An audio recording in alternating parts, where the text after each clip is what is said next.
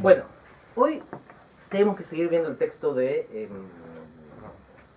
Sáfano.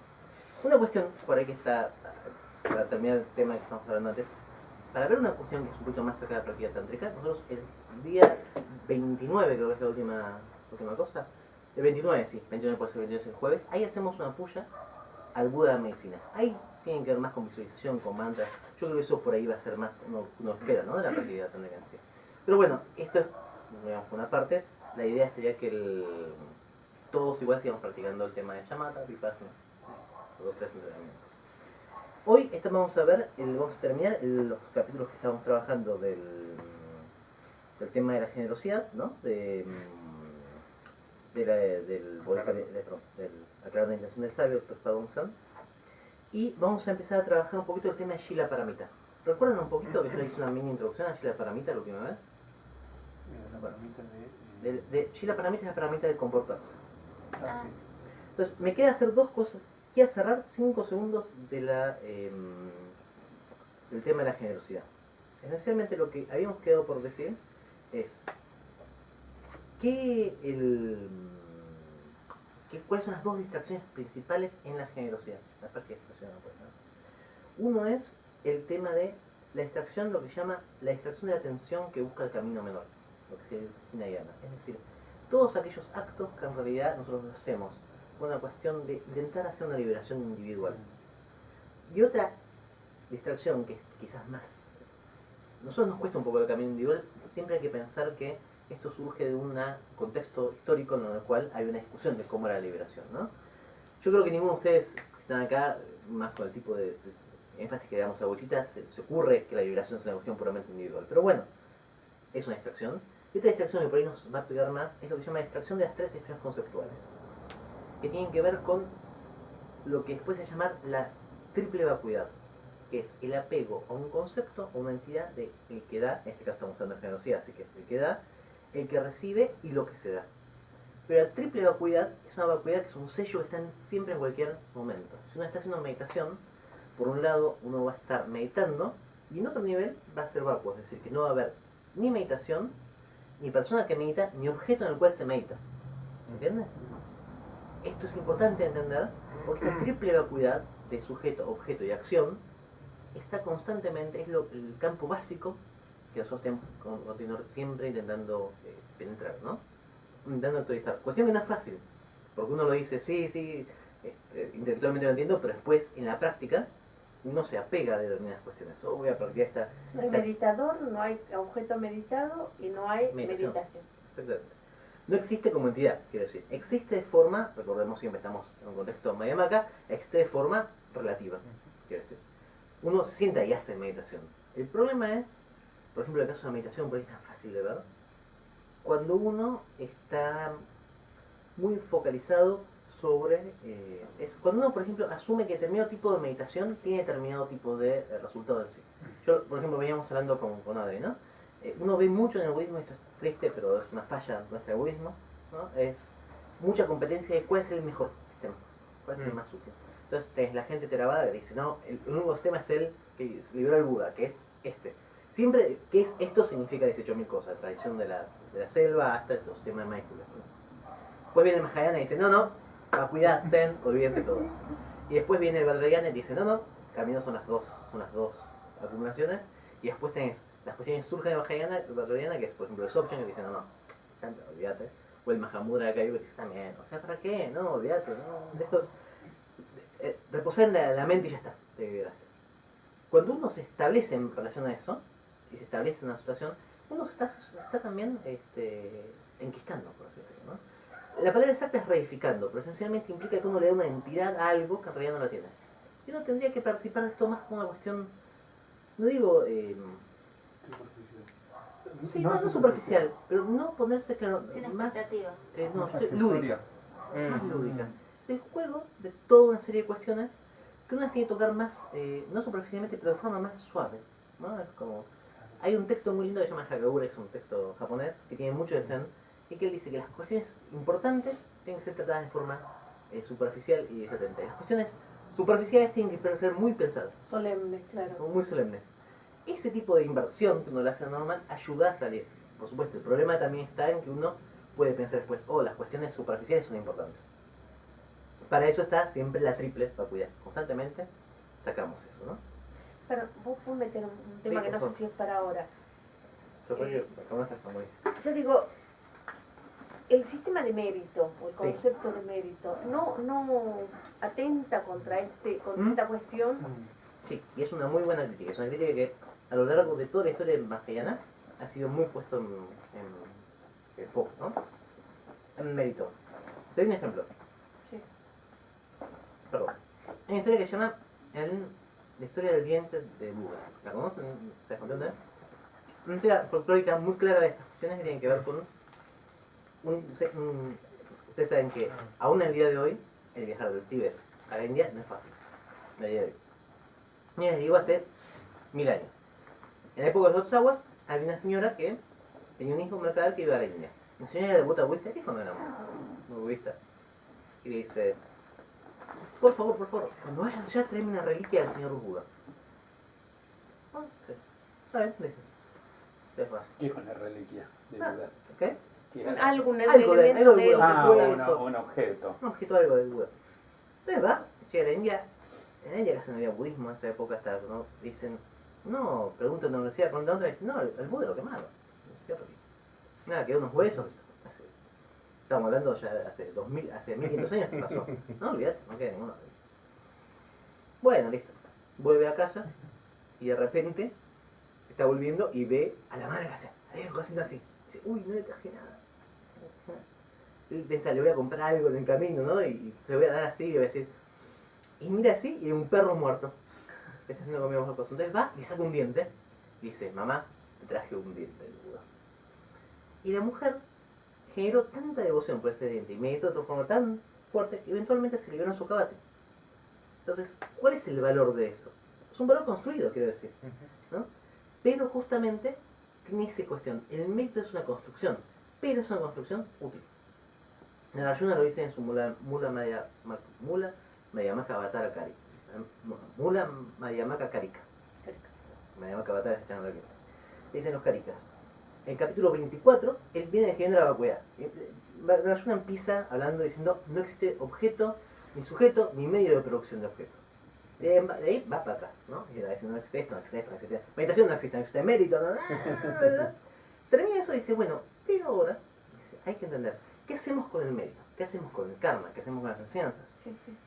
Dice, pensar que porque son vacuas, no tienen uso, es una gran caída. Es como agarrar a la serpiente. Pensar eso es como agarrar a la serpiente de la cuida por la cola, seguramente nos va a morder. Uno necesita estructurarlo. El problema no está en la estructura, el problema está en el valor que le damos a la estructura en sí. Ah, entendí. El mérito lo que te hace es te ordena la práctica. Te dice, esto está bueno hacer, esto está mal hacer. ¿Hay algo en sí que tenga ese valor? No. Pero la interacción, la interdependencia, que sencillamente es una vacuidad de todos los factores, hace que sea o no. Un ejemplo que muy claro de esto Vajrayana es el cuarto precepto, que es el precepto para los laicos de todas las relaciones sexuales de forma errónea. Vajrayana dice, ¿qué es erróneo? ¿Qué es erróneo? Es una buena pregunta. El Buda no dice, la relación errónea es esta. Él dice, este es el precepto y después en los códigos le dicen cuáles son. En los códigos Vinayati dice, este. Vajrayana dice, ahora en la época del Buda, y estamos hablando de Vajrayana, es decir, hace 1700 años atrás, ¿no? O sea, pensemos la distancia. Dice, aún en esa época había cosas que eran correctas y eran cosas que eran incorrectas. Y nosotros también. Ahora esas cosas no son iguales. Pongámoslo en términos más modernos. Si nosotros tenemos, el día de hoy, relaciones sexuales, según dicen los textos budistas, vamos a ir a la prisión. Vamos a ser pedófilos. Recuerden que, por ejemplo, los tantras aconsejan que las consortes y los consortes, que es de ambos sexos, tengan entre 8 y 12 años. Y 16 años como máximo. Lo cual, eso quiere decir es pedofilia, que no quiere absolutamente nada fuera de eso. Lo que pasa es que en ese contexto cultural en que se escribieron, esa es la edad de matrimonio. Ahora, el día de hoy, en la India, 16 años es una edad razonable, es una edad hasta complicada si uno está tiene una promesa de matrimonio. Es muy difícil de salir de eso. ¿Cuál es el valor de eso? ¿Eso tiene un valor en sí? No tiene un valor en sí. Pero el valor es contextual. ¿Qué es lo que dice Vajrayana? Lo importante es entender para qué están hechos esos votos. Esos votos están hechos para que la persona que los tome, es un laico, no tenga problemas con la sociedad. Entonces, ¿qué forma vamos a no tener problemas? Es haciendo eso. ¿Eso es porque eso es bueno? No. Quiero decir, no es que es bueno o malo. Simplemente nos asegura que no vamos a tener un conflicto con cuestiones bien básicas en el social. Y esto no significa que esos votos estén buenos de defender. Después, en los votos de Bodhisattva cambia esa perspectiva. Y al revés, uno empieza a defender a todos los seres en base a eso. Pero en el primer momento, en el momento que nosotros tomamos esos votos, que es el momento más básico, lo primero que tenemos que generar es la estabilidad para nosotros podernos parar. ¿Se entiende esto? Sí. Por eso, En el texto de qué dijiste cambian esos votos, ¿en qué texto? cuando uno toma, por ejemplo, los votos de Bodhisattva, es otro nivel de votos. Hay como varios niveles de votos, ¿no? Eso en el taller de votos lo vemos, pero para que no se vaya sin explicaciones, hay como grandes tres grandes niveles. En los votos de Upasaka, cuando los toma después de acá los toma obviamente fue un año y pico, en el cual uno ya sabe a qué se compromete. Después viene un nivel más arriba de eso que se llama los votos de Bodhisattva, que son los votos, ya no es tanto, intento que mi vida sea tranquila, sino ok, ya tengo la base de tranquilidad, ahora voy a hacer un cambio para ayudar a todos los seres, y los votos de Vidyadhara, que son los que esencialmente es la sangre de la práctica tántrica. La práctica tántrica es esencialmente cumplir con los votos, ¿no? Entonces, esos votos uno los va tomando y muchas veces se contradicen, esto quiero decir, es interesante, uno lee un voto y después lee otro voto y después otro voto, y una cosa uno te dice, no, hay que estar así, y otro te dice, no, eso, salí de eso, te Ya estás fue, quedando ya atrás". fue. Ya fue. Son estados, digamos, guías de entrenamiento, por así decirlo. Y es muy importante entender cómo se van cambiando. Pero en todas esas guías, nunca hay que perder de vista que es todo voto. El voto, quien lo toma, y la acción. Es difícil, pero recuerden que esta es parte de la bodhicitta. Yo siempre digo, bodhicitta, compasión, amor amable, perfecto, unidad de la vacuidad. Esta unidad de la vacuidad es mérito, yo quiero decir, no deja de ser mérito, no deja de ser bueno, ser compasivo, ser amable, ser cariñoso, pero no es bodhicitta. Bodhicitta es la unión de las dos. Es muy importante esto de entender para que funcione, ¿no? Bueno, después dice, como todo siempre dice, esto lo voy a glosar un poco más, dice cuáles son los méritos son dobles como siempre en esta vida y en las vidas futuras, y esencialmente los méritos son hacer felices a los seres, desterramos la posibilidad de ser un preta, cortamos la pobreza y la aflicción emocional y mental, y tenemos un océano de seguidores, recibimos ofrenda a través de todo el mérito que hemos generado y lograremos los logros incontables de absorción meditativa que se llama el tesoro celestial, que es el que permite ayudar a todos los seres que están en la pobreza, no solamente de dinero, quiero decir, sino en la pobreza mental, en la pobreza espiritual, para realmente conseguir la riqueza, ¿no? Esta era al final lo que faltaba, lo de generosidad. Ahora pasamos a Shila Paramita, que es la paramita, yo lo puse de comportamiento moral, es lo que nosotros llamaríamos ética dentro del budismo. Como yo les dije, el primer esquema básico de entrenamiento budista son ética, sabiduría y meditación. Pero aparte, ética es una perfección dentro de las paramitas. Es súper importante. El otro día me preguntaban, vieron que estuvimos haciendo lo de mindfulness, estuve con un grupo de gente haciendo, ¿cuál es la diferencia principal para mí entre el mindfulness occidental y el tema el tema budista? Y para mí, el tema de prajna no es tanto la diferencia. Está bien, cambian los textos, por así decirlo. Realmente la gente que yo conozco que practica y enseña y trabaja con mindfulness a nivel occidental es gente formada, es decir, son doctores, son psicólogos, son psiquiatras, es gente que es receptáculo de sabiduría. Por ahí no es la sabiduría budista, pero es una sabiduría sobre el mundo. Lo que cambia es el tema de comportamiento ético. Eso es lo que para mí falta como dimensión ahí. Porque por ahí de repente mindfulness es una forma para trabajar con el estrés, de algo que nos genera estrés, pero nunca nos llegamos a plantear más allá de eso, ¿por qué nos genera estrés? Ok, si nos genera estrés, deberíamos cambiar esto, ¿no? Sí, o qué valores a uno le provocan contradicciones, o digamos ir más a fondo. Contradicciones, pero yo puedo llegar a trabajar. En mindfulness hay unas técnicas de eso, pero digo, más allá de eso, ¿cómo oriento mi vida en eso? Claro. Y es como más, ahí es mucho más la cuestión conductista americana, ¿no? Como que falta esa cuestión, pues yo también entiendo, no es popular en el mundo académico de hoy, lo que se llama la teoría de la virtud, que es esencialmente la moralidad de esta cosa, que habla Rawls y un par de teóricos, ¿no? Es más popular esto en el ámbito legal, quiero decir, ¿no? Pero no claramente en el ámbito médico o meditativo. Pero sin embargo es una parte súper importante del budismo, la ética. La ética tiene, como cualquier campo filosófico, un montón de posturas. La postura utilitarista de John Stuart Mill, ¿no? La postura de Berkeley, de Bentham, ¿no? Un montón de posturas. La postura de Aristóteles, ¿no? El cual tiene que ver con la virtud propia, ¿no? La cuestión de la virtud como un ordenador de la vida, eso es una cuestión que a nosotros nos cuesta mucho, sobre todo en tipo de sociedad que estamos nosotros acá. Tiene que ver más con una intercontextualización. Eso está bueno, por un lado, porque te suelve estas cuestiones tan impuestas de los mandamientos, hay que hacer esto, hay que hacer esto, hay que hacer esto, pero por otro lado tampoco te da una estructura tan firme sobre determinadas posiciones, ¿no? Y esto, en Estados Unidos por lo menos, hay un cierto movimiento hacia lo opuesto, ¿no? Con las cosas buenas y cosas malas. Es mucho más difícil en Estados Unidos ocultar determinadas situaciones, personales. Yo siempre digo, por ejemplo, también hay una cosa que es perfecta.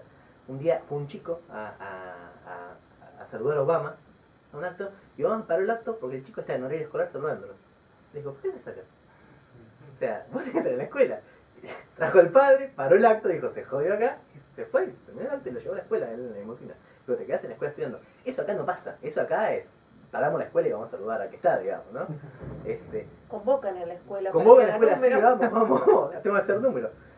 Pero por otro lado también, nosotros no vamos a invadir un país de otra punta porque pensamos que Dios nos dijo que tenemos que hacerlo, digamos. Que eso, tiene cosas buenas y cosas malas, ¿no? Ahora, esta cuestión budista intenta acercarse a la cuestión buena de la estructura de la ética, intentando evitar, por supuesto, la mala. La gran ventaja es que no tenemos un Dios que nos pueda decir, ir a mandar a matar gente. Por eso yo creo que el budismo no ha sido generalmente un esquema que permita la conquista fácilmente, ¿no? En cualquier caso, generalmente lo que pasa es que viene un pueblo conquista a un pueblo budista y después se contamina, por así decirlo, ¿no? O sea, se lo termina absorbiendo el budismo. Eso pasó con los chinos, con los mongoles, con los japoneses, con todo, ¿no? O sea, que yo creo que si nosotros pudiéramos, realmente como bodhisattvas, llevar el budismo a todos lados, yo tuviera la capacidad, yo y ustedes, ¿no? La capacidad de poder llevar al budismo de forma como lo llevaban los Chogyal Pakpa, que por ejemplo que pacificó al imperio mongol, que era sobrino de Sakya Pandita, el sobrino que, bueno, Sakya Pandita fue el primero que fue, sería fantástico. ¿Qué sería más Sakya que seguir esa tarea, digamos, ¿no? Que ir pero es difícil, la verdad. ¿Y de qué manera uno lleva lo que practica y lo que ha recibido? Mucho con esto de cómo uno se comporta.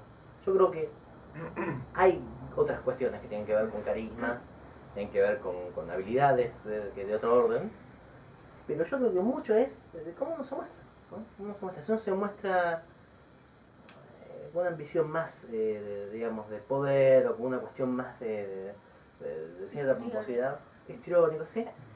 Es más difícil. Pensar que los mongoles no eran un pueblo. Los mongoles primero eso probaron el taoísmo, probaron el confucianismo, pero no era un pueblo muy abierto a una jerarquía celestial, por ejemplo. El gigante acaba de tirar todas las cosas abajo, ¿qué le vas a decir? No, vos tenés que aprender. Los chinos en esa época están haciendo el sistema de exámenes confucianos.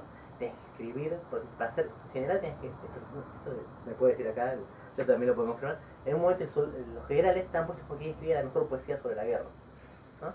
Y mientras que los mongoles, la cosa era más fácil. ¿Cuántas cabezas cortaban? Pero era táctica de guerra, ¿no? No, también escribían principalmente un montón sobre el tema de la poesía y cómo era, tenían que estudiar los clásicos de guerra, mientras que el esquema mongol era mucho más, hands-on de los americanos, más con lo práctico, ¿no? Vamos a lo práctico. ¿Cuántas actividades conquistaste, no? Y en eso, a ese grupo de gente que enseña a ir a un sistema totalmente opuesto como es el budismo, es un gran mérito. Es un gran mérito, no es a un pueblo que está cercano, el budismo le gustaba, es meterse en el medio de la gente casi lo opuesto y de alguna forma, pues eso, o sea, es una gran tarea. Es interesante leerlo para... Muy interesante, muy interesante. Hay un texto muy lindo de Chris Wilkinson, un gran doctor de nuestra escuela, que se llama Las cartas de Chogyal Pakpa. Que está en inglés, ese lo pueden buscar además. Pero bueno, volviendo a Shiraparamita, dice, la explicación de Shiraparamita tiene 3 tópicos: la definición, establecer su naturaleza y los beneficios. Estos 3 tópicos van a estar siempre. La definición de Shiraparamita es abstenerse de llevar a cabo actos equivocados a nivel moral para beneficiar a otros. ¿Se entiende esto? Es decir, yo no estoy acá discutiendo... El fin no justifica los medios, sería criollo. Exactamente. ¿Qué es? No estamos hablando de paciencia, que eso lo vamos a ver después, ni estamos hablando tampoco de generosidad, esto ya lo vimos. Generosidad dijimos, no vamos a dañar al resto. Ahora lo que tiene que ver es, ¿qué voy a hacer yo para beneficiar al resto en sí? ¿Hasta qué punto me voy a mover yo? Esa es la pregunta. Entonces dice, establecer la naturaleza de la disciplina moral consta en 3 partes: identificar las antítesis de la disciplina moral, discernir los antídotos individuales y correctamente entrenarse en la disciplina. Existen tres posibilidades de una disciplina moral que no sea perfecta. La primera es que uno no puede mantener los votos. Los votos de vuelta es esencia de mucho del budismo. Lo segundo es, aunque uno puede mantener un voto, dirige su esfuerzo hacia un voto sin sentido, como los tirtikas. Tirtikas es la forma que dicen no budista, ¿no? Y aunque uno no esté dirigido a un voto sin sentido, como uno Shravaka, la disciplina moral no se vuelve causa de la buenidad perfecta para todos los seres. Es decir, en nuestro sistema hay tres formas. Primero hay que poder tomar un voto, después el voto debería ser budista, debería tener un contenido budista por la cuestión teológica, y después la liberación para la cual estamos tomando el voto debería ser la liberación de todos. ¿No? Dice, pensemos qué pasa si nosotros caemos en uno de estos tres daños. En esta vida, una persona de comportamiento inmoral sea despreciada por los humanos y por los dioses. Aún más, la gente corrupta sin moral sentiría vergüenza frente a un preceptor, un Kalyana Mitra, y a triple gema.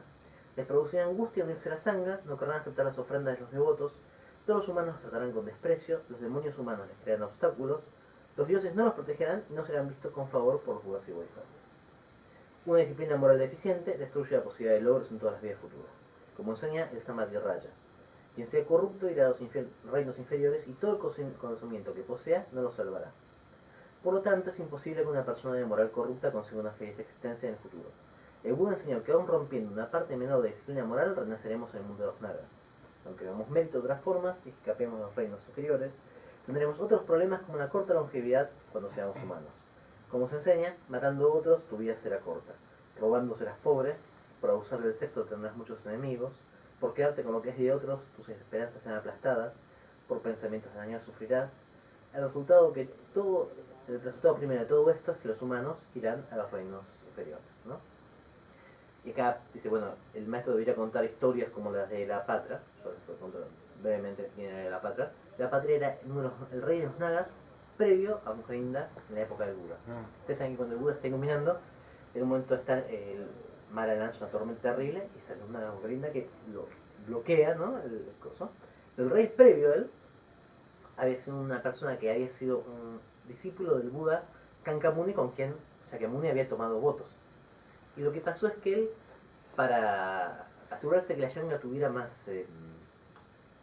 tuviera como mejores comunidades, la Yanga de Buda Kankamuni, lo que hizo fue esencialmente aceptar como favores o bendiciones por dinero. Como diríamos nosotros, vender ¿cómo eran las bulas papales? Sí, de las bulas papales se hacen por dinero.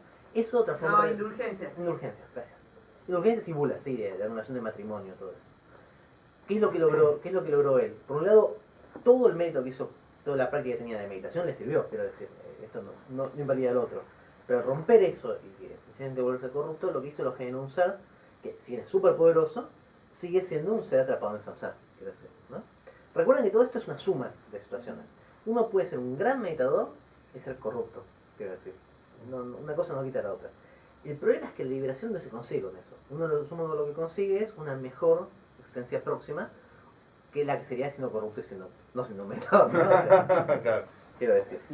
Sí, Esencialmente es eso. La mente es un músculo, quiero decir. La mente, la memoria, la capacidad. Se lo vamos a patentar. Sí, ese te gustó. Ese es un músculo. La motivación y la moral es lo que te dirige. Pensémoslo así. La mente es la musculatura. Sí. La sabiduría es la capacidad de saber dónde uno tiene que pegar el golpe, digamos, ¿no? Sí, claro. Y la motivación y la moral es aquello que te da la estructura y te dice si vos estás golpeando algo para hacer algo, para construir, por ejemplo, un martillo, estás clavando un clavo o estás pegándole a alguien un martillo en la cabeza, ¿no? Si vos practicás toda la parte meditativa sin la parte moral, va a depender muchísimo de la cuestión personal de cada uno, ¿no? Hay gente que naturalmente no me gusta decir, por crianza, por contexto, por un montón de cuestiones, hay gente que generalmente es más tranquila de por sí, por circunstancias, ha tenido una buena vida. Esa gente si medita y estudia, y medita y reflexiona, va a tener un mejor resultado. Ahora, esa gente en realidad está haciendo algo de forma, digamos, desordenada, por así decirlo. No está siguiendo una cuestión, entonces va a depender de sus circunstancias en su momento, ¿no? Ahora, si uno medita y aplica lo que uno medita para meditar en cuestión negativa, eventualmente va a tener una situación que probablemente tenga más poder o tenga más capacidad de poder aplicarlo, pero para cuestiones negativas. Una historia clásica de unos fundadores de la Shakya que él estaba practicando, él va a un practicante justamente de Clay, ¿no? O sea, va al lugar donde se va a poner Sakya, y ahí había otro maestro que él había estado meditando cuando meditaba antes en una deidad llamada Yamantaka, que es una deidad, otra deidad budista, que es como Yama, ¿viste? Yama el Nu, que es una deidad con cabeza de búfalo. Pero ¿qué pasó? No había recibido justamente las enseñanzas completas de las dos etapas. Entonces, ¿qué le pasaba? Lo que hablábamos hoy. Pensaba que Yamantaka era real. Entonces él decía, yo estoy acá y Yamantaka está allá. Cuando se murió, se generó, el mismo fue Yamantaka. Se generó como Yamantaka. Pero no era el Yamantaka deidad, sino que era una deidad que se parecía a Yamantaka. ¿Se entiende esto? Entonces, ¿qué pasó? Primero que tuvo que hacer es justamente liberarlo, el maestro Sakya. Ahora, no es que está liberando a la deidad Yamantaka. No, Sí. a él Algo dice se que había es generado. conciencia. O hay otras historias, por ejemplo, de los yatakas, de los budas, de gente que había meditado tanto en la fiereza del tigre, que su próxima vida habían sido grandes tigres. ¿No? Y eso está bien, es eso, es simplemente, como decimos, afilamos la mente, la enfocamos en un lugar y fue para allá. ¿No? Y eso nos genera aproximación. Por eso es tan importante el marco que nos da una cierta cosa de, bueno, acá no sé si está bueno ir. O por lo menos si uno lo hace, quiero decir, hacerlo con cierta conciencia de que uno lo hace. Ok, yo estoy haciendo esto porque a mí me gusta esto y no me importa lo que haga. Bueno, es fantástico. Cada uno es libre de elegir su propio destino, ¿no? En ese sentido. Pero está bueno que uno sepa, ¿no? Está bueno que uno sepa. Mogayana, yo quiero decir, dos discípulos principales de Buda. Shariputra y Mogayana, ¿no? Shariputra era el más sabio, pero Mogayana era el que mejores poderes mágicos tenía, poderes geólicos. Y sin embargo muere de la forma más innoble que un mago puede morir. Hay un señor que la quería robar y como Mogayana lo sacó un poco con sus poderes mágicos, lo pacificó, fue contra sus amigos, que había un tipo, sabía que era un tipo pacificado de ladrones, fueron y le pegaron un cascotazo. Estaban cambiando, vino un tipo, le pegó un cascotazo y lo mató. La forma más innoble de que uno puede morir, ¿no? Y uno dice, en realidad lo que pasó, él ya se había liberado, y lo que pasó es que se le acabó él en un resabio de otra época en la cual él había hecho un acto que se volvió en eso. En ese sentido vuelve. Pero no tiene que ver tanto, para el budismo no tiene tanto que ver con el reconocimiento de uno y de pensar en relación a otro, sino que es más una cuestión mecánica, ¿no? Que eso a nosotros nos cuesta, no siempre está pensando que es una cuestión más, puramente más, como que uno lo tiene que reconocer o no. El budismo es más mecánico en ese sentido. Por eso la ética cumple la función de decir, bueno, estos son los mecanismos en esta realidad, ¿no? Vuelvo a olvidar. No hay Karma lo que es esencialmente cualquier cuestión que vos hagas desde un punto de vista dual, digamos, cualquier cosa que establezca una relación dual en tu mente. Aunque vos hagas cosas buenas, quiero decir, digo, por eso digo que no hay culpa, que vos vayas y dones y ayudes a los pobres, o lo que sea, mira, no sea como la madre Teresa que se nos va a caer. La muchacha, digo, en eso lo que vos vas a generar va a ser Causa. también karma. Eso es causa, Causa. exactamente, es una causa. El efecto lo vas a tener después, hay varias teorías del karma y hay cada vez más complejas. Unos van a decir que lo vas a tener después, otros van a decir que en realidad el tiempo mismo es estructurado por el karma, pero nosotros nos vamos más de cosas. Esencialmente el karma es causa y efecto, ¿no? Es eso, uno pone una semilla que en algún momento va a surgir. ¿Dónde pone la semilla? ¿De qué forma se mantiene? Todo eso hay discusiones sobre el tema egoísta. Pero no tiene nada que ver con bien o mal, quiero decir. Hay karma positivo, ayudar a la gente, karma negativo, robar a la gente. Hay karma neutral, prender y apagar una luz. Prender y apagar una luz, uno dice, eso no es karma porque estás generando un pensamiento sujeto de objetos, ¿entiendes? Una conciencia sujeto de objetos. Eso igual lo vamos a ver, justamente lo vamos a ir viendo el próximo jueves, que es el tema de karma, pero va por ahí, no tiene tanto que ver con la culpa como uno hace el otro, sino simplemente con un mecanismo para juntar las causas y condiciones que me permitan a mí liberarme, ¿no? Fede, Sí. pero ¿cómo se llama ese discípulo de Buda que le cascotazo? Mogayana. Él se había liberado. Se había liberado, ya era un astral. Y aún así, el karma no se había disuelto. No, cuando uno se libera, en el esquema Theravada, hay dos momentos de liberación, el nirvana y el paranirvana. Nirvana es, yo ya no genero más karma, ahí me liberé. Pero el cuerpo está vivo, y ese cuerpo es el resultado del karma. Es, por ejemplo, el resultado de la atracción de nuestros padres, ¿no? Entonces, ese cuerpo sigue manteniendo karma, no se me agotó el karma. Lo que no estoy haciendo es generando más karma. En el momento que el cuerpo se muere, entra el paranirvana, que es cuando ya no hay ningún rastro de mí. O sea que está liberado, pero En vida, la consecuencia del karma Sigue estando. está vigente. En Eso es Theravada. Sí, en el Mahayana esto está en el Abhidharma Koya, pero generalmente se da menos importancia porque con el tema de los 3 cuerpos del Buda, ¿no? Y todo lo que tiene que ver con que está el Sambhogakaya, está el Dharmakaya. Se disuelve hasta el karma, ¿no? No, el Dharmakaya en sí no se disuelve. porque ¿eh? pasás a el Bodhisattva. karma en algunos de los sistemas se disuelve después de la iluminación. Uno cuando se ilumina no genera más karma. No genera Claro, más karma. y el karma anterior. El karma acumulado. Claro, depende del tipo de iluminación que uno tenga, Eso. o directamente uno se libera de todo el karma, por ejemplo el cuerpo arcoíris del Dzogchen, o directamente uno sigue manifestando el cuerpo, ¿no? Hasta que se muere. Que son los dos karmas.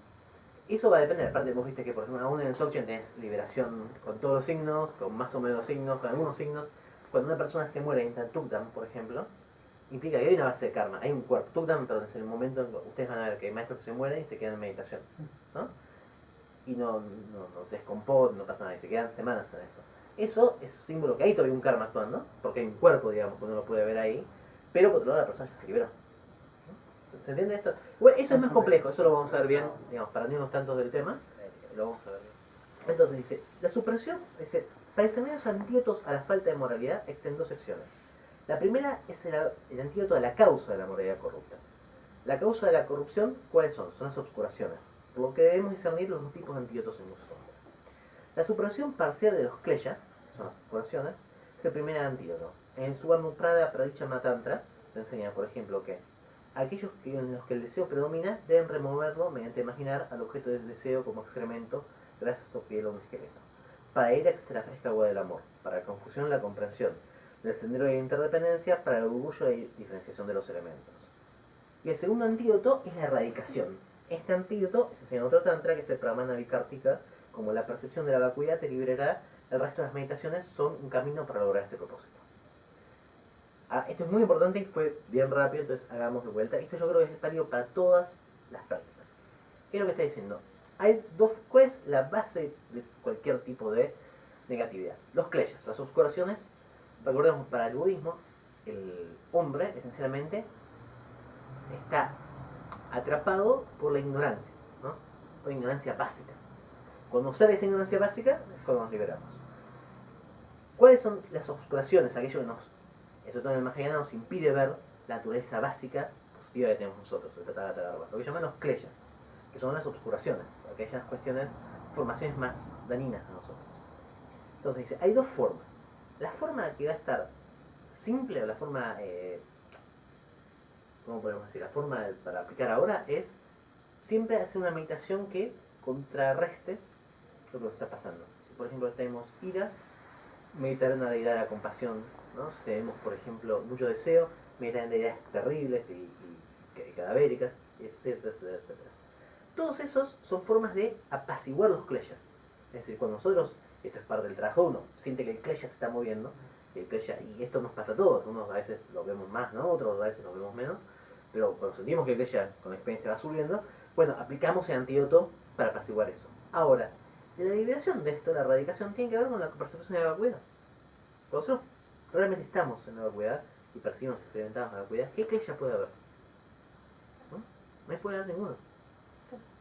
Entonces eso libera absolutamente todo.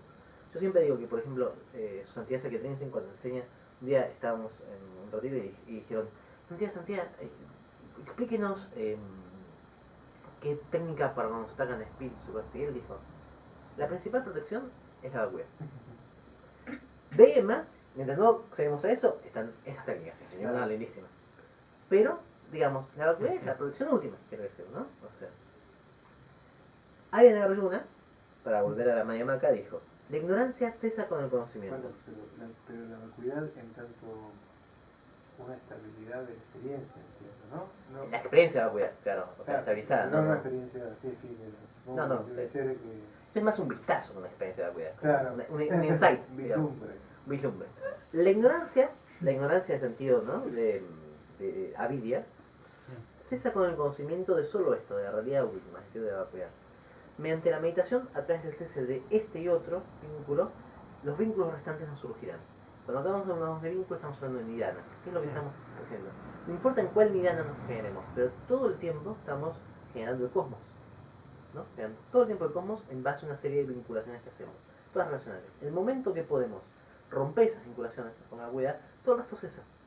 Porque tiene que funcionar interdependientemente.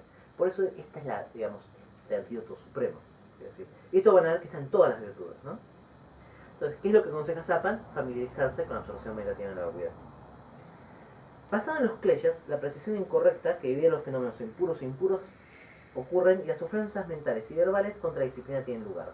La medida para impedirlo tiene tres partes: la disciplina moral de los votos, la disciplina moral de buscar condiciones virtuosas y la disciplina moral de vencer a los seres.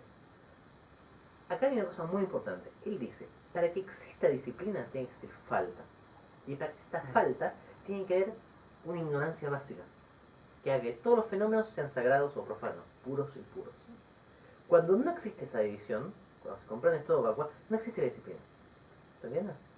La perfección, si la paramita es esencialmente vacua. Esto es muy importante entender justamente para el tema que digamos antes de para qué existe el mérito. Ahora, como esa percepción no se generan fenómenos que nos irritan, fenómenos que nos asustan, fenómenos que, y decimos esto es bueno, esto es malo, esto es bueno, esto es malo. En ese sentido, tenemos que poder establecer un entrenamiento que nos lleve a esa percepción, ¿no? Hay tres formas, dicen los textos, de cómo funciona un bodhisattva. El primero es el bodhisattva, es como el capitán que descubre. Va y dice, he descubierto la iluminación. El segundo, dicen, es como un balsero. Va y vuelve todo el tiempo llevando a los seres. Y el tercero es como un pastor que hace que todos los animales entran antes de pasar él, ¿no? Hay textos que dicen, los tres son importantes, y hay textos que dicen, no, el pastor es el más importante. Para mí, tiene que ver con una cuestión personal. Yo creo que hay gente que no lo puedes hacer, que está la iluminación ahí, y va a ir ahí, pero mientras pueda comunicarlo, está perfecto. ¿Entiendes? Hay gente que va a intentar que todos ustedes vayamos para allá, y hay gente que al revés, que dice, no, hasta que no entren todos, yo estoy acá, yo no me muevo de acá. Son tres tipos de personalidades en ese sentido. Pero una vez que llegaste, sí, ya está. Todos son formas, ¿no? Otra forma, por ejemplo, es la forma de Amitabha. Amitabha creó una tierra pura y ya vamos a ser tierra. Son expresiones, digamos, de la humanidad. Hay que entender que la humanidad no es algo. Es decir, como cualquier cosa es una expresión medida por la persona que la expresa. A veces parece que viene gente y dice, no, porque el ego. El discurso del ego para mí es el peor discurso que hay en el ambiente espiritual. Ego, que es una palabra que se usa, en realidad quiere decir yo. Yo siempre cuento que cuando Freud se traduce en las obras, el ich, que es yo, en Estados Unidos se traducen por ego. Y Freud dice, no quiero que me traduzcan por ego. Por el momento que ego, que pone la palabra ego, parece que fue una cosa diferente que yo. Entonces hay una mente mala mía, es el ego, y lo veo desde el ego, ¿no? Y el ego es algo diferente. No, es que lo ve mal soy yo. O sea, aceptemos eso, es parte nuestra, ¿no? Y sin embargo no le hacen caso, y por eso tenemos en Estados Unidos la psicología del ego, la psicología freudiana con toda esta cuestión desde la mente del ego, ¿no? Entonces, ese es el punto que va a salir. Lo que digo es, así como uno tiene eso, también la expresión de la liberación es diferente. Es diferente la liberación de un Shantideva, que es muy graciosa, a la liberación, por ejemplo, de un Yavaripa, que es una liberación clásica mahayana en la cual no mata animales, no come, ¿no? Piensa esto con Shantideva, que esencialmente la Buda es como una especie de samurái. Pasó de ser un monje en un lugar a ser una especie de luchador guerrero a sueldo del rey, ¿no? Eso es importante entender, para entender que también la disciplina en última instancia no es una cuestión que sea necesariamente demasiado, que sea inflexible, sino que tiene que ver con acceder a este nivel de comprensión de la vacuidad de la misma, ¿no? Pero, mientras tanto, dice, hay dos tipos dice, la liberación, dice, hay tres tipos de forma de liberar. La liberación, dos partes, la disciplina de liberación individual, el pratimoksha, y los votos de bodhisattva. La disciplina de liberación individual se divide en dos: los votos de pratimoksha de un bodhisattva laico y los de un bodhisattva de tercer grado. Dice, un bodhisattva laico comienza como un seguidor, como un upasaka o una upasika que adhiere al triple refugio, es decir, que toma los votos de refugio en la triple gema y que practica por un tiempo limitado los votos en el formato de upavasa, soyón, ¿no? Luego vienen los laicos que observan un solo precepto, por tiempo indeterminado, como el voto de no matar. Aquellos no roban son conocidos como laicos que siguen algunos preceptos. Los que renuncian a mentir son laicos que siguen la mayoría de los preceptos, y aquellos que dejan la conducta sexual incorrecta y la intoxicación son laicos que poseen la ordenación completa y que llevan a cabo las 10 acciones. No se va a poder. Bueno, después se pregunta. Uno podría preguntarse, ¿por qué hay que llevarse 10 acciones cuando uno toma los 5 votos? Porque cuando toma los 5 votos, lleva a cabo las 10 acciones virtuosas y está dado las 10 acciones negativas. Cuando uno deja de matar, deja de pensar en matar. Cuando dejamos de mentir, dejamos el chismorreo, la manipulación y el habla dañina. Deja de intoxicarse, comprendemos la ansiedad del karma, lo cual hace que abandonemos las perspectivas negativas. En la práctica, el laico que toma la ordenación completa acepta el escapada, que son los 10 preceptos básicos, pero para no infundir miedo, el Budo se enseñó englobado en las 5 prácticas, ¿no?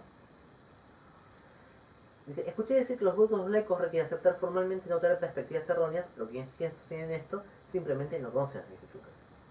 La escuela Vaibhashika de los Ravakas no menciona ningún otro tipo de ordenamiento laico, pero Sautántricas, que es la escuela Nikaya, conoce otro tipo de sostenedor laico, el laico célibe. Para esto se sostiene el siguiente pasaje del Udana Varga. Aunque ornamentado con joyería, quien practica el Dharma se controla, es cuidadoso y de conducta célibe. Evita dañar a todos los seres, este es un verdadero monje, una asceta y un brahman. Aparte de otra escuela, la escuela Arya Stavira sostiene que posee una transmisión oral que dicen, te vuelves un sacerdote laico, ¿no? Aceptando los preceptos óctuples de duración limitada. Es el Soyong, ¿no? Por lo tanto, acepta la existencia de los sacerdotes laicos. En la tradición mahayana también se acepta la existencia de los sacerdotes laicos. El Ratnakuta explica que, por ejemplo, el príncipe de Mahakaruna Chintin toma el Soyong para resto su vida, pero esto es una negación de un sacerdote laico. La palabra sánscrita Gomin es compleja. Go, la raíz del término, es tratada por textos sánscritos como, y acá cita un texto sánscrito, ¿no? Dice, los panditas deben contextualizar a Go como uno de 9 significados: voz, cielo, tierra, rayo de luz, buey, ojo, vajra, mundo celestial o agua. Por lo tanto, si quisiéramos traducir este término en tibetano, perdería su riqueza polisémica, por lo que dejaremos Gomin, de la misma forma no traducimos Gautama. El Vinaya Sutra de Gurnaprava es una escritura sarvastivada, por lo tanto no enseña a nivel de Brahmacharya, de la Ecosebe o del Gomin. Por eso, sostenedores de tradiciones Vinaya del Tíbet, es decir, había un grupo Theravada del Tíbet en esa época, no han recibido estos rituales. Dado que ambos maestros han dejado por un lado tener un esposo o una esposa, salvo en el caso de Gomin, los considera ordenados como un monje. Pero dado que no han recibido la organización monacal intermedia, algunos los llaman semi-ordenados. Aquí te voy a describir demasiados méritos de mantener los votos y el mérito de romperlos para no extenderme en la longitud de la obra, pero diré mi opinión de la variedad de las ambas ordenaciones. ¿Qué es lo que todo esto quiere decir con esto? Es, por más que no sea un laico, no puede ser considerado un sacerdote, digamos, ¿no? No puede ser considerado una ordenación. Esto es la base de lo que se llama después la ordenación Gapka, ¿no? La ordenación Mantri. Si bien eso surge más en Tíbet y tiene mucho más foco en la práctica tántrica. Ahora, en la India había grandes maestros que eran famosos como maestros y eran laicos en ese sentido. Por ejemplo, Chandragarba, por ejemplo, Chandragomin, famoso maestro de Manjushri, que yo les conté que está con Dharma que discutiendo. Y son lo que hacen, son gente que siguen una ordenación que no es necesariamente monacal. Y quiero decir, esto tiene sentido, piensen nosotros en el occidente, ¿no? Que en el occidente, estrictamente el monje cristiano, por ejemplo, y el sacerdote cristiano, no son necesariamente lo mismo, ¿no? Y de hecho, hasta hace relativamente poco, hasta el 1300, el sacerdote cristiano tenía esposo y tenía hijos y tenía una familia. Es algo bastante nuevo. Y si vamos a todos los cristianos que no son católicos, es decir, los luteranos, calvinistas, sigue estando. Con lo cual es un esquema bastante parecido, quiero decir. Esto, lo que es interesante es que en el Tíbet esta postura no progresó. La gente generalmente siguió o la ordenación puramente tántrica, la ordenación Gapka, como tiene su antigua Sakya, o siguió la ordenación monacal clásica, como tiene la Mapema. Lo que es interesante es que le da bastante espacio ¿cómo se llama? Zapan. Y de hecho tiene otro texto de ordenación justamente de Gomin. La verdad es que es algo que al día de hoy no se encuentra, ¿no? O tenemos digamos, el sacerdote tántrico, o tenemos el sacerdote, o tenemos el monje, pero ya no existe más el sacerdote mahayana como figura. Ahora, por lo que yo entiendo del texto ese, yo soy la ordenación de punto de la Mapema, tampoco habría nada que impidiera hacerlo, digamos, en ese sentido. Simplemente, yo creo que a esta altura tenemos que tener algún tipo de practicante. Tener un practicante bueno, lo llames como uno lo llames laico, monje o lo que sea, ya es suficientemente problema como para estar teniendo variedades, ¿no? Yo creo que es el tema. Pero es interesante, por lo menos a mí me ha parecido interesante esa parte. Si los bodhisattvas ordenados deben practicar de esta manera, deberían antes que nada comprender los votos de novicio y de monje como se expresa en el Vinaya. Si los votos no están motivados por bodhicitta y la protección pura triple, el voto, la persona involucrada y el acto que lo rompe, serán votos Ravaka. Es decir, para que un voto, porque ¿qué pasa? El Vinaya no cambia mucho entre Mahayana y el Theravada. Para que un monje sea un monje Mahayana, tiene que estar tenía esa cosa, la bodichita esencialmente, y bodichita como que engloba todo. Si no, se considera que es un rollback. Mira, a ver, la idea es la siguiente. Generalmente uno, sobre todo el tema de los votos, los cambia según lo que el perceptor, si es un... Hasta el nivel de Mahayana es el perceptor, es el Kolinamita. El nivel de Vajrayana es el Guru. Generalmente él es el que impone el ritmo de los votos. ¿Por qué? Porque justamente tiene que ver con algo que uno generalmente no puede ver. ¿No? No puede ver. Ahora, sí es normal que nos vaya evolucionando y los vaya cambiando en sí, pero tiene que venir acompañado por algún tipo de percepción. En última instancia, quiero decir, si uno realiza vacuidad, todo esto no tiene sentido. Por eso yo digo, a veces el tema de cómo tomamos este voto, yo creo que uno tiene que aprender a ser muy cuidadoso con el tema de voto. Y yo digo no solamente por una cuestión espiritual, por una cuestión más personal. Yo les voy a contar lo que me pasa a mí en el trabajo. Una parte de mi trabajo, como yo les conté hace un tiempo, es ir a empresas que generalmente están pasando por un mal momento, una cuestión así, y es una forma de hacer que todos estén contentos. ¿No? ¿Hacer qué qué? Por un mal momento. Traigo Y globos. hacer contentos. Y para eso hacemos transformaciones de la cultura. Trabajo muchísimo en lo que sea una cultura, una corporación, intentar cambiarla. Sabiendo que por ahí no les van a pagar más, pero muchas veces no pasa por el dinero, quiero decir. Muchas veces hay gente que gana más o menos bien, pero igual está mal en el laburo. Y no pasa por... O sea, obviamente si hay gente que está cobrando 3 mangos, no vas a cambiar eso. Pero por ahí están cobrando bien, pero igual la pasa más en el trabajo. Entonces, La parte psicosocial. Claro, exactamente. Entonces, sí, es una especie nueva que está surgiendo ahora que tiene que ver con armar la cultura, ¿no? Es una transformación. Creo que yo les conté el tema de cómo jugarlo como un juego, todo. Y lo que tiende a pasar con esto, que es muy interesante, es, yo siempre les digo, tenemos que empezar a tener lo que llaman como triunfos rápidos. Si uno se acostumbra, y si esto es algo feo, esto va a andar mal, esto bla bla bla, constantemente lo sostiene, es una profecía autocumplida. Entonces, ¿qué es muy importante? Uno confiar en la palabra de uno y decir, yo voy a hacer esto. Ahora, si uno dice, yo voy a hacer esto y esto es gigantesco, es imposible de hacer, ya no va a confiar más. Hasta, no, ya lo quise hacer y nunca funcionó. Hay que hacer algo que uno puede decir, aunque sea tan simple como nos vamos a juntar todos los días a esta hora para hablar de algo. Listo, empecemos por eso. En el momento uno se acostumbra a eso, uno empieza a hacer eso, dice, bueno, ya lo podemos mantener un mes, ¿qué vamos a hacer ahora? Vamos a hacer esto. Y a poquito no va probando. Y iba construyendo cierta fuerza en la palabra de uno. Y recordemos que esto es importante. El mantrim es la persona cuyos mantras funcionan, quiero decir. ¿No? El ngapka es la persona que cuando dice un mantra le funciona. Si uno no tiene la palabra con uno mismo, eso no. Entonces, tengan mucho cuidado al tomar los votos. Por eso digo, es muy importante que uno se traicione. Que uno diga, yo tomo este voto, pero ahora para mí ya no sirve. Porque ahí yo lo tomo por el tiempo de los tiempos. Y es un voto muy fuerte. Claro, hay que buscar. ¿No? Y por eso está bueno empezar, como dice el texto ¿cómo empieza el laico entrenándose? De a un día. De a mediodía es más si quieren. De acá después va a decir, de a mediodía a poquito. De esa forma, uno se acostumbra a cumplir lo que uno dice. Y si no, se acostumbra a no decirlo. En el momento que uno lo dijo, Claro. aunque nadie más lo escuche, ya tiene un valor para uno. ¿Entiendes? También al revés, ¿no? A veces uno tira el anzuelo lejos porque si no, no lo hace. Sí, está bueno. Eso está, pues, cuando hablamos de votos, nosotros hablamos de los 3 niveles. ¿Se acuerdan? Pero ¿cuál es el tema de eso? Si yo tiro demasiado lejos y yo después lo voy a cambiar, hay otra relación. Si uno lo tira lejos y después sigue avanzando hacia eso, aunque uno no llegue en esta vida para estar ordenando hacia eso, está bien. Lo que vemos los votos que son de alto nivel. Tiro un voto y digo, voy a salvar a todos los seres, voy a ayudar a todos los seres. Pues no llego, pero yo voy a seguir avanzando hacia allá. Yo ahí voy avanzando. Ahora, si tiro voto, digo, voy a salvar a todos los seres, menos ese tipo que me rompe. No, pero a ese no lo salvo más.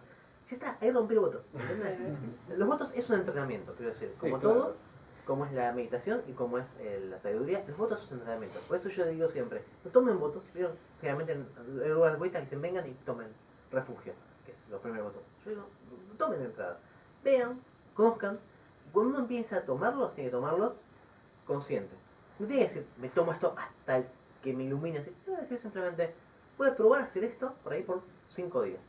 Hay votos que van a ser más fáciles, votos que van a ser más difíciles.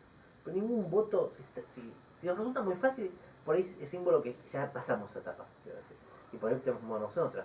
Pero generalmente en todos los niveles de votos hay uno o dos que nos cuestan horrores, ¿no? Luego de entrar formalmente en el camino del Bodhisattva, tras generar bodhicittamente el reto del Mayamaka o Yogachara, debemos entrenar unas reglas de disciplina de la tradición que seguimos. Como una regla general, debemos entrenarnos en generar los 4 factores positivos y evitar los 4 factores negativos. La práctica de Shira puede ser explicada de forma breve o de forma extensa. Para explicarla de forma breve, uno se entrena de acuerdo a 3 focos: el objeto de acción, el momento de la acción y la naturaleza no virtuosa de una acción. La práctica respecto al objeto de la acción consiste en tomar los 10 actos no virtuosos como referencia. Tomando, por ejemplo, los primeros actos, el matar, una persona, animal, una planta o cualquier ser existente, primero deberíamos concentrarnos en no matar a aquellos seres que viven con nosotros. Entonces son parientes. La familia. Mudate, porque si no podés. Luego expandimos, claro, luego expandimos por ejemplo, expandimos a los animales, luego expandimos a las plantas, luego expandimos esta práctica hasta no matar a ningún ser sintiente. De esta forma procedemos con robar, intentando primero no robar a nuestra familia o vecinos y así tenemos la práctica. Y terminando por no pensar en robar. Claro, Un gajito para hacer no, Nada. ni un gajito. Nada. Para hacer una plantita. Pero se lo podés pedir, le podés amenazar con la muerte y se entonces dice, también podemos hacer así para mentira y el resto de las acciones. Esto es el objeto. Respecto al momento de la acción, debemos entrenarnos a abstenernos de 10 actos negativos, primero en periodos cortos y luego en periodos más largos. Primero observamos la disciplina moral en periodos de mediodía, luego a lo largo del periodo diurno, luego al día de la noche, primero por media luna y así seguimos hasta poder llegar a años. Y según la naturaleza de esas acciones no virtuosas, debemos concentrarnos primero en abstenernos de una acción no virtuosa. Luego podemos abstenernos de dos y así proseguimos. Debemos priorizar las acciones severas, como el matar, robar o abusar, por las acciones menores, como el intoxicarse, hasta poder abstenernos de todas las acciones negativas. Es decir, ¿cuáles son los 3 focos sistemáticos a tomar? Primero hay que tomar uno en base al objeto, quiero decir, en base a las personas que están, por ejemplo, alrededor nuestro. Espero que el de matar no sea un problema, pero uno nunca tiene tantos parientes como para gastarse tanto tiempo. Pero por ejemplo, con el tema de no mentir. Tomarse la cuestión de no mentir, primero un grupo de gente más pequeño, después hacerlo generalmente más grande. O por ejemplo, de intoxicarse o lo que sea. Luego está el periodo. Uno tiene que empezar sistemáticamente a hacer esto, quiero decir. No es que uno dice, bueno, listo, no voy a hacer esto por el resto de mis días. Otra vez, lo que yo decía, tomemos mediodía. Mediodía que yo, mediodía no voy a tomar alcohol. Bueno, después, o no me voy a intoxicar. Recuerden que para un laico el voto no es no tomar, sino no intoxicarse. Sobre cómo rectificar una falta cuando la cometemos. Vamos a cometer una falta. Las infracciones deben ser confesadas dentro de un periodo de vigilia, 4 horas, en las que se cometieron. Con mi maestro señor del Dharma, Sakya Jetsun Rapayansen dijo, de la manera que un océano no se queda con un cadáver, un practicante no debería quedarse con una falta. Por lo tanto, cuando nos vayamos a dormir, debemos chequear qué faltas hemos hecho en el día. Si no cometimos falta, nos regocijamos y le dedicamos el mérito. Si cometimos, nos arrepentimos de ella y las confesamos a los Budas. Es importante no habernos dormido sin haberlas confesado. Hacemos lo mismo en la mañana, nos entrenamos en no romper el ayuno sin confesar las faltas. Como enseña el Sukasivika Tantra, las faltas cometidas durante el día deben ser confesadas individualmente a la noche. Las cometidas en la noche deben ser confesadas a la mañana, tomando placer en las acciones nobles. Si una persona religiosa se acostumbra a practicar así, él o ella se volverán oceánicos, es decir, no mantendrán nada impuro como un cadáver por más de un día. También se enseñan en sutras que un satpuruya, es decir, una persona que es la verdad, que es noble, tiene dos actividades principales: no cometer faltas y rectificar las faltas anteriormente cometidas. Cuando enseñamos esto, practicamos esto, recordemos casos como los de Devaputra, que rompió los votos subsidiarios, cuando se enseña en opción Upavasa del Vinaya. Sobre el sujeto de matar también podemos usar las historias de Yataka como las Suparragas, ¿no? De esa manera podemos entender el beneficio de los actos virtuosos y el daño de no observarlos yendo los Yatakas o los Sutras. ¿Qué es lo que esto significa? Hay un montón de prácticas de confesión. Quiero decir, la confesión no es la confesión cristiana en la cual uno va y se confiesa con alguien, sino es una confesión hacia los Budas. Esto está en todas las sanas más o menos largas, decimos yo confieso mis actos negativos que cometí. Pero lo importante es que esto no es una fórmula, sino que sea algo que uno hace. Y uno antes de dormir se siente y piense, ¿qué es lo que yo hice? Y por lo menos que lo confiese. Acá no estamos ni siquiera haciendo una práctica que va a venir más adelante, que es, voy a tomar la resolución de no volverlas a hacer. Acá dice, por lo menos sepámoslas, ¿no? ¿Qué cosas hicimos que hicimos fuera de los preceptos? Las confesamos a la noche y a la mañana, ¿no? A la noche, generalmente no es como para nosotros justo antes de irse a dormir, es el momento que uno llega a la casa de la noche, y uno después puede seguir cometiendo acciones, esas comete, esas confiesa a la mañana. Pero es importante por lo menos el reconocimiento de la acción como negativa. Sin un reconocimiento, realmente no lo vamos a poder cambiar. Tenemos que de alguna forma poderlo llegar a ver. Y mucho de esto tiene que ver con prácticas de este estilo. Podemos hacer una cuestión más larga, digamos, podemos hacer, por ejemplo, hay una práctica que se llama el Sutra de Confesiones 35 Budas, que 35 Budas en los que uno le confiesa a cada uno de las acciones. De vuelta, lo estamos solo, no es que tenemos que venir acá y decir, ¿qué hiciste ayer? Y él te dice, nada, hice esto. Pero es importante que nosotros lo hagamos esto, porque esta es la base de poder transformar realmente los hábitos. Hay una historia de un geshe, que era un geshe Kadam, la vieja Kadam de la época de Atilla, que su práctica consistía en, era muy simple, hacía un poquito de meditación, un poquito de vipassana, no mucho, y después todos los días él lo que hacía es sentaba, cuando se volvía a meditar a su huevo de la mañana, y ponía un contador de piedras negras y piedras blancas. Las piedras negras son negativas, las piedras blancas son positivas. Y él lo que se entrenaba era siempre le decía, a mí no me importa cuál sea la falta. Esto es interesante eso, porque es un poquito diferente este texto. Este texto te dice, sí, ranquear, las de matar obviamente son peores. Él decía, a mí no me importa cuál sea, a mí lo que me importa es que mi número vaya... ¿Viste? Ah, qué interesante. Igual yo tengo... Era un yo tengo sistema una razón. ético que no me acuerdo de dónde. Hay mucho del Nikaya, mucho del Vaivajika, que les pone un valor determinado como un peso a cada acción. Para mí eso ahí es al revés, ahí nos vamos mucho a reificarlo en algo, ¿no? Claro. Es decir, bueno, no sé, matar un animal es igual a hacer 3 ofrendas. Entonces, ¿qué hago yo? Maté un animal y te hago 3 ofrendas y con eso lo... Como los fariseos, Me hice un digamos. asadito, güey. Y después de repente se transforma en un sistema, es casi un contador. Claro. Tengo el librito acá, tengo que balancear las cuentas. Debería haber, sí. Claro, y no es el espíritu, yo creo. El espíritu es uno decir, bueno, o sea, todo lo que yo hago es, digamos, Claro, le transformo. entusiasma por ponerte, bueno, puse acá piedras negras, vamos a tratar. Pero recordar que la base de todo esto es la ignorancia básica que nos hace pensar esto, ¿sabes? Una vez que esa ignorancia está sacada con la vacuidad, no puede hacer otra. Lo que pasa es que lo que te da el budismo es, ok, este va a ser el resultado. Digamos, uno lo va a tomar, depende de parte de uno lo haga, pero quiero decir, nada de esto es, no pueden tomar de ahora en más. No, gente, somos todos grandes. Lo que uno puede hacer es empezar a cultivar. Yo lo veo con una metáfora más que dominar, es cultivar, ¿no? Yo quiero cultivar una planta cualquiera. ¿Qué tengo que hacer? Y tengo que hacer una serie de cosas. Primero tengo que sacar la tierra, tengo que hacer la semilla, tengo que plantar la semilla, tengo que ponerle abono, tengo que ponerle las cosas. Si yo no puedo pararme y decir la semilla, por mi voluntad crece, ¿no? Y sale lo que es importante entender es, lo que llamar una voluntad, lo que llamar uno cultivo, lo que llamar unas causas y circunstancias, es bueno entender que más allá de cómo uno lo llame, la práctica es esa. La práctica es súper simple. No es nada místico, no tiene que ver con visiones o con nadis o con virus. Es, sentemos al final del día, en el principio del día, decir, ok, qué cagada, perdón, voy a decir una cosa muy fea, pero en criollo, qué cagada me mandé ayer. En base a, estas son mi lista de cosas que está bueno hacer, estas son mi lista de cosas que están malo hacer. En base a esto, qué cagada me mandé. Y esta, y bueno. Ni siquiera estoy diciendo, digan, no las voy a hacer más o tomo el voto frente al lugar. No, digan, ok, me mandé esta. El mismo hecho de reconocerlo y perdonarse en cierto punto también, porque también uno tiene que ser amable con uno, ¿no? Uno dice, bueno, la verdad me mandé esta. No quedas tanto eso es liberador. Porque te va de a poquito, ¿no?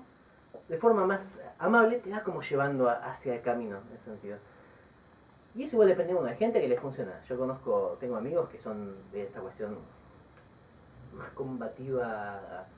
Casi vieron esos que van y dicen, bueno, vamos a entrenar y vamos a hacer supervivencia y vamos a ir al coso. Y a mí eso no me funciona, pero a ellos les funciona, quiero decir. No significa que no funciona.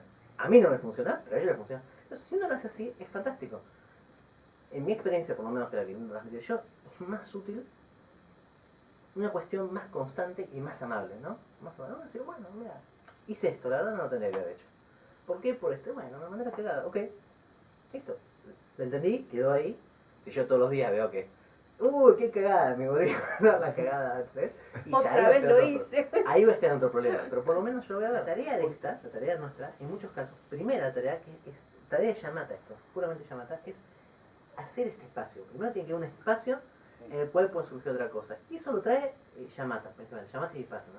¿Por qué? Porque lo que te va a traer esto, la ventaja es, yo tengo con ese caso, que es lo que yo hice en su momento, yo tenía un Excel. Antes primero montaba un contexto, tenía un Excel. Entonces decía, ¿qué acciones hice negativas yo? Bueno, recuerda que esto lo hicimos nosotros con el tema de votos también. ¿Qué pasaba? De repente, una vez cada tanto me pongo a leer mis Excel. Yo tengo el cuaderno de los sueños, el cuaderno de Excel, el cuaderno de así. Y de repente empiezo a leer Excel el tema de las faltas. Y la verdad, yo no entiendo, porque a mí me pasa lo mismo, ¿sí? La mayor parte de mis problemas son pensar en gente que encima no les hago nada. Que el otro día voy y les digo, hola, ¿cómo andás? Intento ser simpático. Y me tratan mal, y yo me un culo. Y el que se queda mal soy yo. La otra persona sigue en su mundo, digamos. Pero a mí no me pasa nada. Si yo con eso fuera y reaccionara, y al tercer día voy con un mazo y le pego con el mazo, ok, fantástico. Por lo menos yo ya no tengo más el problema. Después termino en Está cana. grabado. Está grabado. El problema es que después termino en cana y tengo todo el karma negativo, pero ese momento yo me lo saqué de encima. El problema básico es que yo no me lo saco de encima, como te pasa a vos. Decís, ¿qué tipo venga, qué tipo no venga? No, bueno, Uno saca por un lado con Yamata. Y otra cuestión, uno también tiene que entender que hay algo en la forma en que uno responde al otro que a uno le gusta.